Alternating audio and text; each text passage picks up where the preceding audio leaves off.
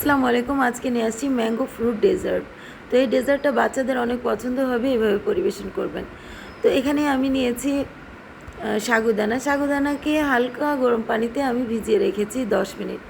তো 10 মিনিট পর দেখেন এটা ভিজিয়ে এইভাবে ফুলে উঠেছে। তারপরে আমি নিয়েছি হাঁড়িতে 2 কাপ পানি।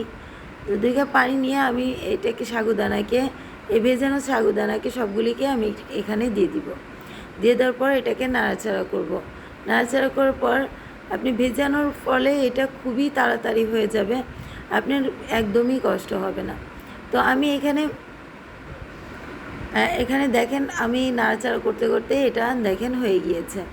তো এটা হওয়ার পর আমি এখানে দিয়ে দিব একটু কিশমিশ, আপনি এসেন্সও মেলাতে পারেন।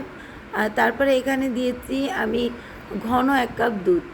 তো এই ঘন 1 কাপ দুধ দিয়ে দিয়েছি। দুধটাকে আমি ভালো করে নাড়াচাড়া করে নিব। তারপরে এখানে আমি নিয়েছি চিনি, 1 কাপ চিনি এখানে নিয়েছিলাম। আপনি চাইলে কম বেশি করতে পারেন। তো এখানে 1 কাপ চিনি নেওয়ার পর আমি এটাকে এখন ভালো করে নেড়ে এটাকে ঠান্ডা করার জন্য রেখে দেব। তারপরে এখানে আমি কিন্তু আরেকটা জিনিস অ্যাড করেছি, সেটা হলো